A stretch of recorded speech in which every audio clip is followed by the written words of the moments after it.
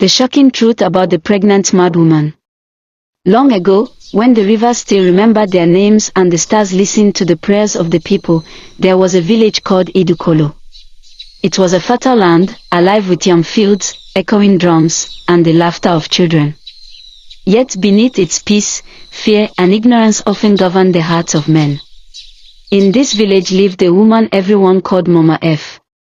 She was unlike others, her hair tangled like the roots of the forest, her wrapper torn from years of wandering, and her eyes, they seemed to hold visions no one could understand.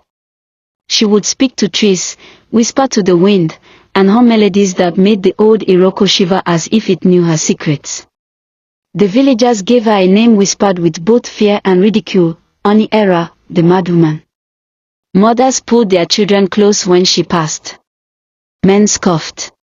Women cursed her. Yet still, she walked the paths of Idu Kolo as though guided by spirits only she could see.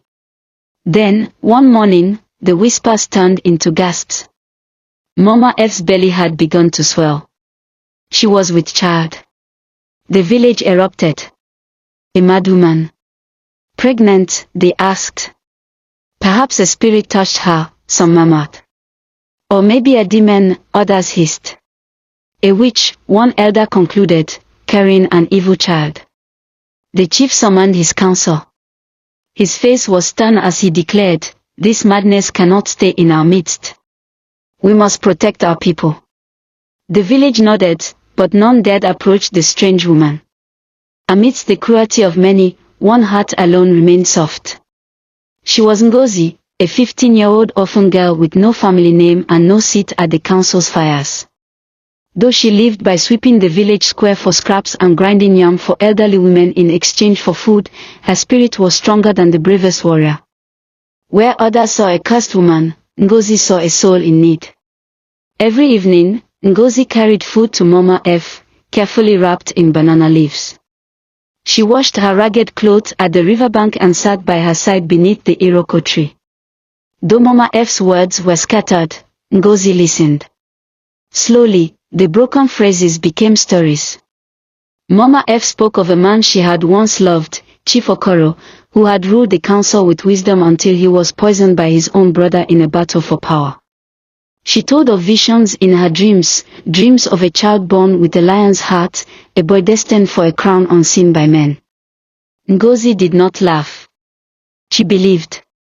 One night, the sky itself seemed to turn against the earth. Black clouds gathered above Idu Kolo.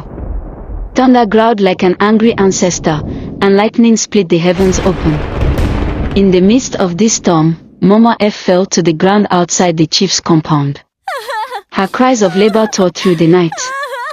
She screamed for help, but the huts remained closed. No elder, no midwife, no mother came forth. Only Ngozi, with trembling hands and a heart braver than steel, rushed to her side. Kneeling in the mud, she held Mama Efe's hand, wiped the sweat from her brow, and whispered courage into her ears. And there, under the roaring heavens, a child was born. A boy, strong and breathing, his cry louder than the storm. Lightning flashed again, as if the heavens themselves rejoiced at his arrival. By dawn, the storm had passed. The earth was wet, the air heavy with silence. But the story of Idu Kolo would never be the same. From the mountains came an old priest, bald and barefoot, his carved staff glowing with the marks of the ancestors. He walked into the village square, his voice thundering louder than the drums. "Fools," he cried. "You judged what you did not understand." He turned toward Mama Efe, weary yet holding her child. "This woman is no madwoman. She is a vessel of visions, chosen by the ancestors. Her madness was our protection. Her silence, our wisdom." Lifting the newborn high for all to see, he declared, "This child will unite tribes, break chains, and walk with the spirits. He is not cursed, he is chosen." The villagers bowed their heads in shame. Tears rolled down faces that had once twisted with scorn. They built Mama Efe a hut of her own and offered her food and respect. Ngozi, once ignored, was honored as a sister of the village, guardian to the boy she had helped bring into the world. The child was named Obinna, heart of the people. Raised with love and guided by truth, he grew into a man of wisdom and strength. His voice brought peace where war threatened, and his courage bound tribes together like woven raffia. He became a leader, a king without a crown. And Mama Efe. She never fully returned to the world of ordinary people. At times she still sat beneath the Iroko tree, her voice humming songs the wind carried away. But when she whispered, the wind whispered back. Moral of the story. Do not mock what you do not understand. The divine often walks in rags, and madness may hide a sacred gift. If you found this story interesting, subscribe to my channel, like the video, comment and share to watch more inspiring stories from this channel.